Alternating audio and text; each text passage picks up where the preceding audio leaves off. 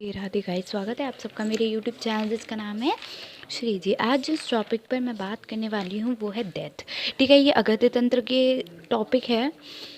अगत्य तंत्र में दो पार्ट में डिवाइड है। एक तो अगत्य तंत्र है जिसमें कि आपका विष के बारे में है और बाकी पॉइजनिंग वगैरह के बारे में है, और दूसरा पार्ट जो है वो है व्यवहार आयुर्वेद। ठीक है, व्यवहार आयुर्वेद में जो है वो मेडिकल फॉरेंसिक वगैरह ये सब बताया गया है। यहीं पे आपका इसी में टॉपिक है एक डेथ। ठीक है, तो पहले हम डेथ के बारे में पढ़ लेते हैं उसके बाद। ठीक है, तो डेथ होता क्या है, एक्चुअली डेथ है क्या। पहले तो साइन, ये एक इमीडिएट साइन है। इसमें 3 साइन देखने के लिए मिलते हैं। ठीक है, कौन कौन से? एक इमीडिएट देखने के लिए पड़ता है, दूसरा अर्ली और तीसरा लेट। ठीक है, irreversible cessation of respiration, circulation, brain function and brain stem. Irreversible मतलब हम जिसे दोबारा से जीवित नहीं कर सकते, जिसे हम दोबारा से उल्टा नहीं कर सकते, तो वो क्या हो गया? Irreversible cessation of respiration. ठीक है, या फिर मतलब हम रेस्पिरेशन दोबारा नहीं ला सकते। ठीक है, हम सांस दोबारा नहीं ला सकते। ठीक है, वो अलग केसेस होते हैं जहाँ पे वेंटिलेटर पे रख दिया। ठीक है, वो सब चीज़ें अलग है। लेकिन यहाँ क्या है? रेस्पिरेशन, सर्कुलेशन, ब्रेन फंक्शन और ब्रेन स्टेम। ठीक है, ब्रेन फंक्शन और ब्रेन स्टेम डेथ कैसी होती है? यहाँ पे 3 वाइटल ऑर्गन्स होते हैं। एक हार्ट होता है, हार्ट में लंग्स एस्फाइक्सिया होता है, ब्रेन में कोमा में चला जाता है। तो क्या होगा कि लॉस हो जाएगा किसका? ये तो सबको पता है कि अगर ब्रेन से डेथ हो रही है तो क्या हो जाएगा? लॉस ऑफ सेंसरी या मोटर फंक्शंस के। ठीक है, लॉस ऑफ रिफ्लेक्सेस हो जाएगा, loss of tone and reflection muscle, और क्या होगी? Dilated pupal. प्यूपल कैसी होती है? डायलेटेड हो रही, तो हमारे ब्रेन से डेथ हो गई ने।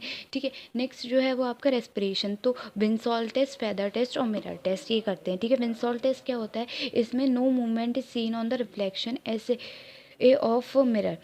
ठीक है, सरफेस ऑफ मिरर। ठीक है, कोई मूवमेंट नहीं दिखती है रिफ्लेक्शन या सरफेस ऑफ द मिरर पे। When a bowl of mirror is kept on chest, जब हम चेस्ट के ऊपर हाथ रखेंगे तो कोई भी मूवमेंट नहीं दिखेगी। जैसे अप डाउन होता है ना, तो वो नहीं होगा। ठीक है, फेदर टेस्ट में क्या होगा?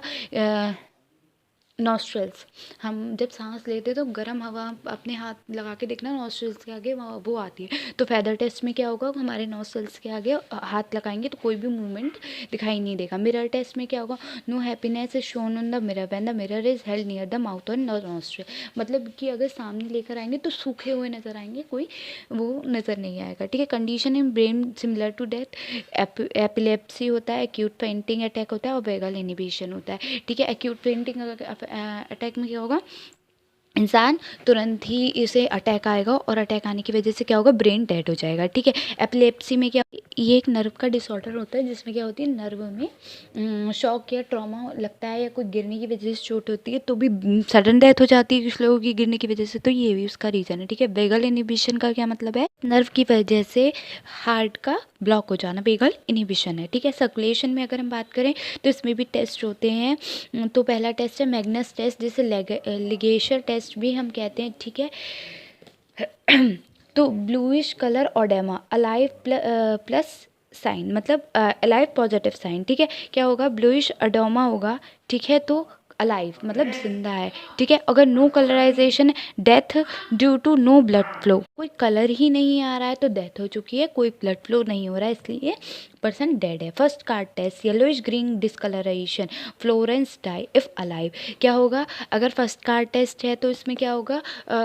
येलोइश ग्रीन डिस्कलराइजेशन हो जाएगा तो पेशेंट अलाइव है। ठीक है, फ्लोरेंस डाई होगा और डिफरेंट कलर का होगा तो डेड हो जाएगा। ठीक है, येलो के अलावा, येलो ग्रीन के अलावा अगर कोई और कलर आ गया तो क्या है? वो डेड है। Pressure test, pallor at pressing and red at releasing. क्या होगा? जब हम किसी भी चीज़ को दबाएंगे तो कैसे कोई पेलर प्रेशर महसूस होगा तो वो जगह लाल हो जाएगी, लेकिन अगर वो मर गया है तो उस जगह लाल नहीं होगी। ठीक है, डायफरनेस टेस्ट क्या होगा?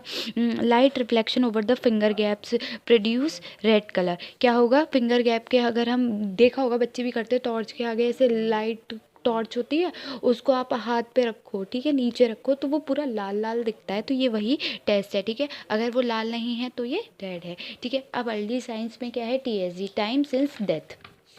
ठीक है, इसमें क्या होगा? टाइम सिंस दैट में loss of elasticity and skin and facial pallor, ठीक है। Primary relaxation of muscles, contact pallor and flattening, change in eyes, algor mortis, livor mortis और रिगर मोर्टिस। ये हमने फर्स्ट ईयर में भी पढ़ा है, कैडेवर पढ़ा था, वहाँ पे हमने ये सब पढ़ा था, ठीक है। और loss of elasticity of skin and facial pallor, क्या होगा, स्किन की जो पेलर और एश वाइट कलर्स हैं, ठीक है। फेस में क्या होगा, लुक्स यंगर, लिप्स कैसे हो जाएंगे, ड्राई हो जाएंगे, पेल हो जाएंगे, ब्राउनिश कलर हो जाएगा, ठीक है। Primary relaxation of muscle, body response until supravital phase remains dead, body response to shock, ठीक है। क्या करेगी बॉडी, काय को रिस्पॉन्स करेगी, शॉक को रिस्पॉन्स करेगी। पर अगर शॉक नहीं दिया गया है तो शॉक को, अगर बॉडी डेड है तो शॉक को कोई रिस्पॉन्स नहीं मिलेगा, ठीक है। नेक्स्ट है pallor and flattening, changes in eye, TSG, Kevorkian sign क्या है, सेगमेंटेशन ऑफ ब्लड कॉलम, ठीक है। नाइस्टेंस रूल क्या है, कंप्लेन करता है progression of rigor mortis only in voluntary muscles, ठीक है।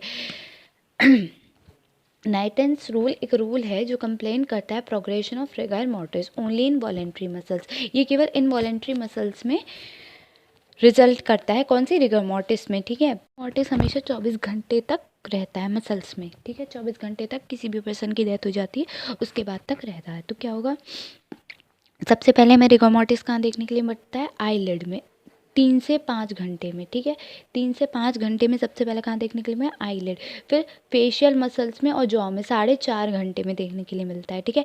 नेक प्लस थॉरेक्स 5 से 7 घंटे में। ये सीक्वेंस है कि कैसे कैसे रिगर मोर्टिस शो होता है, ठीक है। कौन कौन सी मसल्स में रिगर मोर्टिस हम देख सकते हैं, पहले आईलिड हो गई, फिर फेशियल मसल्स प्लस जॉ हो गई, फिर नेक प्लस थॉरेक्स, फिर अपर लिम्ब एंड एब्डोमेन, फिर लोअर लिम्ब और फिर फिंगर एंड टोज में, ठीक है। अपर लिम्ब और एब्डोमेन में 7 से 9 घंटे तक देखने के लिए मिलता है, मतलब बाद देखने के लिए मिलता है डेथ के। लोअर लिम्ब में 9 से 11 घंटे बाद देखने के लिए मिलता है और फिंगर टोज में 11 से 12 घंटे बाद मिलता है, ठीक है। रिगर मोर्टिस स्पेस क्या होगा, पहले इनवॉलेंट्री मसल स्पेस सबसे पहले आईज में चेंज आएगा और फिर हार्ट में, वॉलेंट्री फेज में हार्ट में चेंज आ जाएगा, ठीक है। उसके बाद ड्यूरेशन ऑफ रिगर मोर्टिस, इसीलिए कहते हैं ना कि इंसान जो है वो दिमाग से मरता है, दिल से नहीं मरता, क्योंकि इंसान के मरने के बाद दिल हमेशा धड़कता रहता है कुछ वक्त के लिए, क्यों, क्योंकि वो यही फेज़ है कि इनवॉलेंट्री मसल्स जो हैं वो काम करना बंद कर रही हैं, पर वॉलेंट्री मसल्स अभी भी काम कर रही हैं, क्यों, क्योंकि सर्कुलेशन तो हो रहा है ना, ब्लड का फ्लो हो रहा है, ठीक है। थोड़े टाइम तक रहता है, लेकिन जैसे जैसे जैसे जैसे टाइम पीरियड 24 घंटे का होता है, ये सब पूरा हो जाता है तो वो अपने आप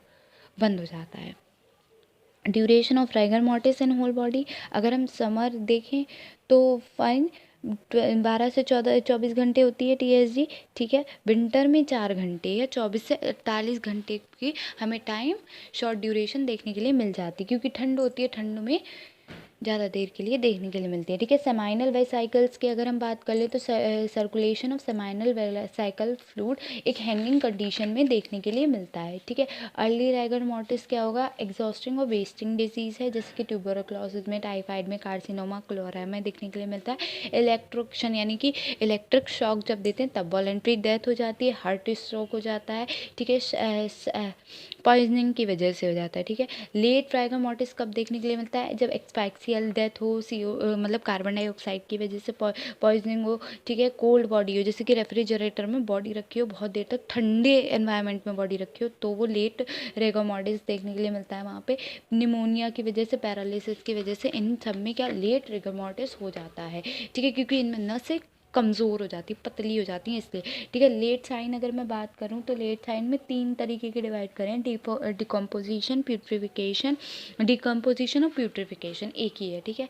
नेक्स्ट है एडिपोक्री फॉर्मेशन या सेपोनिफिकेशन, ठीक है, ममीफिकेशन, ठीक है। पहला है डिकम्पोजिशन। डिकम्पोजिशन का मतलब क्या होता है, इसमें क्या होगा, कॉम्प्लेक्स जो ऑर्गेनिक बॉडी टिश्यू होंगे वो ब्रोक डाउन होते रहेंगे सिंपलर फॉर्म में inorganic compound due to the attack of, किसके अटैक से, ऑटोलिसिस के अटैक से या सेप्रोफिटिक प्रोसेस की वजह से अटैक हो। टाइप 2 तरीके के होते हैं, ऑटोलिसिस और सेप्रोफिटिक।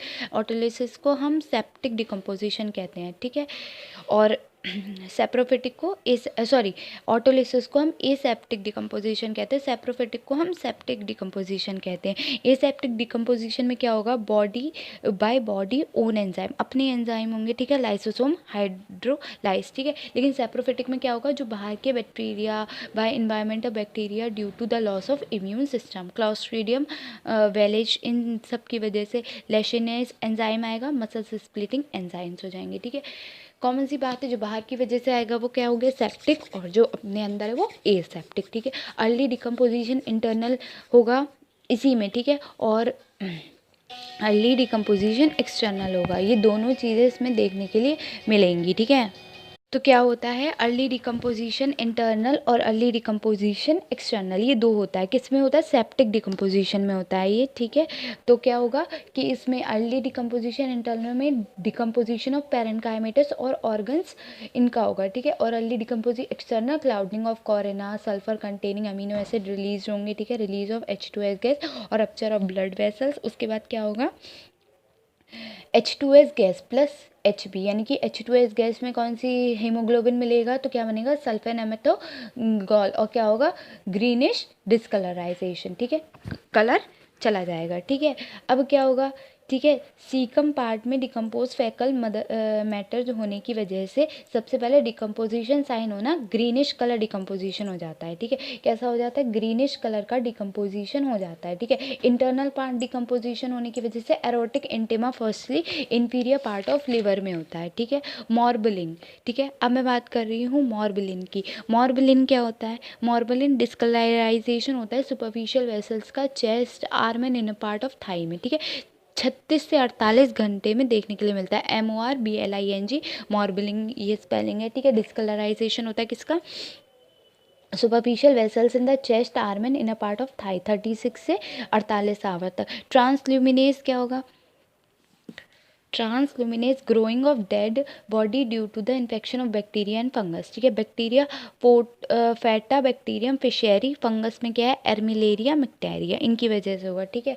मैगट फॉर्मेशन, ठीक है। मैगट फॉर्मेशन फ्लाई होगा, ठीक है, ले करेगा एग्स, मैग्नेट फॉर्मेशन करेगा, फिर प्यूपा फॉर्म करेगा। तो ऐसे करके ये साइकिल 12 से 24 घंटे 14 घंटे में पूरी होती है। क्या होगा? प्यूपा से फ्लाई बनेगी, फ्लाई से फिर ले एग करेगी, तो वो क्या बनेगा? मैग्नेट फॉर्मेशन, ठीक है। फिर वही प्यूपा बनाएगा, तो ये मैगट फॉर्मेशन है, ठीक है।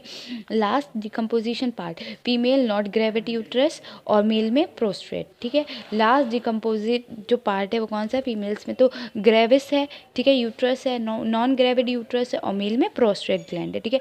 कैस्पस डेक्टम, ठीक है, इसमें रेशियो में होता है 1:2:8। एयर का 1:2 वाटर का है, और अर्थ का 8 है। 12 घंटे आपके एयर लेगी, 24 घंटे वाटर की वजह से, और अर्थ की वजह से 96 घंटे, मतलब 96 आवर में डिकम्पोजिशन होगा, ठीक है। तो यहाँ पे डेथ पूरा होता है, ठीक है। नेक्स्ट जो हम टॉपिक करेंगे वो है इसी का है ऑटोप्सी पोस्टमार्टम, ठीक है। ऑटोप्सी पोस्टमार्टम के बाद हम जो बात करेंगे वो आएगी आपकी ऑटोप्सी पोस्टमार्टम ही पहले तो बहुत बड़ा है, ठीक है। उसके बाद मैं आपसे बात करूँगी फिंगरप्रिंटिंग की, ठीक है। फिंगरप्रिंटिंग है आपके सिलेबस में, ये भी है, ठीक है।